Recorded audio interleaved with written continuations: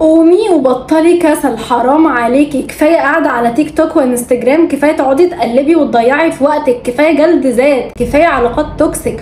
قومي اتحركي كده واشتغلي على نفسك وكافحي واستقلي ماديا وانجحي وذاكري وادرسي ولفي العالم واخرجي واتبسطي واعملي كل حاجه نفسك فيها. ايه اللي مقعدك في مكانك كده؟ انت عارفه زمان بقى لما قعدتي تقولي ده انا في اول سنه 2024 هحقق وهعمل وهسوي، وقلتي نفس الكلام ده في 2023 و2022 ولسه وانت قاعده في مكانك. دخلتي الجامعه وانت لسه ما بتعمليش حاجه، وخلصتي ثانوي وانت لسه ما بتعمليش حاجه.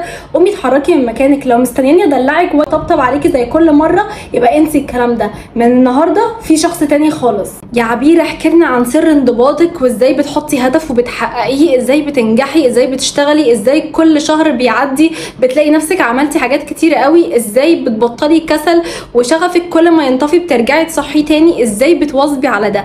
كتير قوي بيجي لي كومنتات منكم يا عبير احكي لنا عن سر نجاحك وازاي بتحققي اللي نفسك فيه، وازاي كل مره بحط لنفسي تارجت والحمد لله بعرف احققه، حتى لو ما حققتوش بحقق جزء منه كبير جدا. فيلا بينا نبتدي بفيديو النهارده. لو انت بقى متوقعه ان انا النهارده جايه اقول لك كلام حلو وطبطب عليكي فاطلعي من الفيديو ده، لان الفيديو ده حرفيا هيبقى جلد ذات. انا يعني هقول كلام ممكن يكون صعب شويه عليكي، ولكن كل ده اللي هيفوقك، لان الواضح كده ان الكلام الحلو والتحفيز ما بيجيبش معاكي. فقومي دلوقتي حالا حضري مشروب تشربيه، وهاتي بسرعه جدا النوت بوك بتاعتك دي عشان احنا هنكتب حاجات مهمه جدا. قبل اي حاجه انا عايزه اقول لك اللي قدامك دي لسه ما تمتش ال 22 سنه، اللي قدامك دي تمت ال 21 سنه، حققت نجاحات كتير، كسبت فلوس كتير، عرفت ان هي تثبت نفسها واسمها في سن صغير، اشتغلت وتعبت وجهدت ولسه بتجاهد ولسه بتنجح. بقع كتير بقوم كتير، فتره ببقى عندي مود ان انا اشتغل، فتره ما بيبقاش عندي، ولكن بعرف انضبط، بعرف امشي على النظام اللي انا ماشيه عليه، عشان مش بعد ما اكون طلعت السلمه دي ارجع انزل تاني. طبيعي ان انت تنزل سلمه لتحت او تنزل سلمتين لتحت، ولكن مش طبيعي خالص انك تفضل بتنزل لتحت من غير ما تفوق نفسك ترجع تنضبط وتمشي بنفس الروتين اللي انت كنت ماشي عليه في الاول. فعشان كده انا عايزاكي دلوقتي قبل ما تحضري المشروب بتاعك تتاكدي ان الكلام غريب، بس تاكدي ان ريحتك حلوه. تقولي يعني ايه يا عبير ريحتي حلوه؟ تعالى اقول لك. انا عايزاكي دلوقتي حالا تقومي كده تجيبي الفوطه بتاعتك وتخشي التويليت، تاخدي شاور عميق وتخلي ريحتك حلوه، وتلبسي لبس نظيف وتقعدي كده بلبس يعني حلو، ما تقعديش بقى بلبس البيت، لا انا عايزاكي تتشيكي اكنك نازله ديت، بس ده مش معناه انك تقعدي بدريس، لا البسي مثلا زي ما انا لابسه كده توب، البسي تي شيرت، البسي حاجه مريحه وفي نفس الوقت تكون ريحتك حلوه. تعالوا يلا بينا ما نرغيش كتير واقول لكم انا هعمل ايه. الفيديو ده ممكن يطول شويه، ولكن احنا هنعمل جزء عملي وجزء نظري، فهنتكلم وهنعمل حاجات كتير قوي حلوه. فلو انت بتضيعي وقتك في الفيديوهات اللي ملهاش لازمه، صدقيني الفيديو ده بقى ليه لازمه 100 مره وهيفرق معاكي قوي في اخر الفيديو. انا كعبير هعملها ان انا هاخد شاور عميق جدا، وهستخدم الشاور جل ده بالفل يا جماعه، ريحته خطيره خطيره خطيره.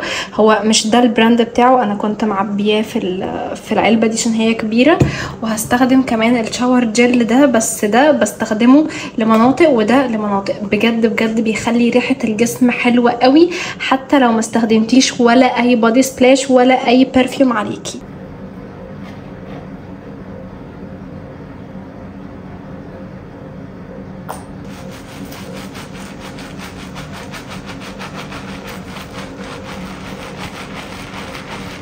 يا جماعه هنحضر حاجه انا بحبها جدا بصراحه، وقلت انا مش هبتدي اعمل البلان بتاعتي غير لما اعمل كورن فليكس.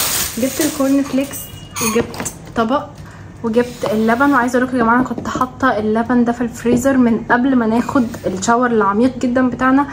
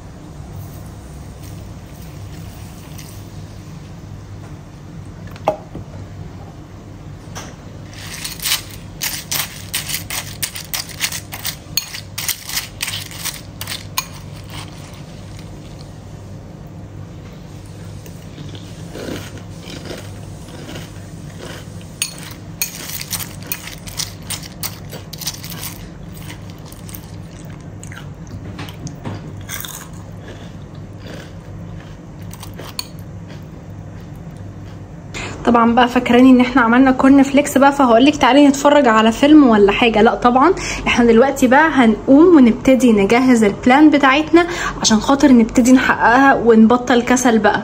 شايفين يا جماعه الشنط دي مش شنط زباله والله، دي الشنط بتاعه الاوردرات، وعندي اوردرات كتيره المفروض اجهزها. وبصوا يا جماعه عايزه اقول لكم ان القطه مش راضيه تسيبني في حالي، وانا عايزه اخد اللبس بتاعي عشان البسه. هلبس البنطلون الاسود ده عشان عندي تصوير، وهلبس التوب الجري ده، فانتظروني بقى. وبصوا القطه ملناش دعوه بيها خالص. اكيد الفرق باين، اكيد باين الشاور، واكيد باين النظافه، واكيد باين الريحه الحلوه. وعشان اكد لكم الريحه الحلوه انا عايزه اوريكم نوع البادي سبلاش اللي انا بستخدمه. انا يا جماعه بستخدم البادي سبلاش ده بتاع ايفا، خطير والله يا جماعه. ده ولا اعلان ولا اي حاجه، انا لسه جايباه اصلا اهو بالظبط من 3-4 ايام. بصوا خلصت منه قد ايه، بجد بيحسسني بانتعاش. بستخدمه على الهدوم وبستخدمه على جسمي، وبجد ريحته خطيره. تعالوا بقى دلوقتي حالا اوريكم احنا المفروض نعمل ايه عشان خاطر نبتدي بدايه صح كده ونحقق اهدافنا ونحقق وما نضيعش وقت تاني زي الوقت اللي عدى. يلا بينا بقى اوريكم انا بعمل ايه في كل شهر، سواء كان في اول الشهر، في نص الشهر، في اخر الشهر، مش هتفرق كتير. المهم ان انت تبتدي تخططي، مش مهم بقى تقولي انا هخطط من اول الشهر، هخطط من اول يوم كذا، هخطط في يوم فردي، هخطط في يوم زوجي. لا مفيش حاجه اسمها كده. انت هتخططي من يومنا دلوقتي ايا يكن، ان شاء الله كنا يوم 29 في الشهر، يوم 15 في الشهر، مش هتفرق كتير. اول حاجه انا عندي النوت بوك دي، انا عندي عامه نوتس كتيره جدا، ولكن دي اللي بكتب فيها في اول كل شهر انا محتاجه اعمل ايه. بصوا يا جماعه هتلاقوا هي متقسمه كده لمربعات، والمربعات دي مكتوب فيها ايام الاسبوع ومكتوب فيها الشهر كمان. انا حاليا بقى كتبت زي ما انتم شايفين كده كل الجولز اللي انا محتاجه اعملها النهارده والفتره دي، بالاخص الاسبوع ده.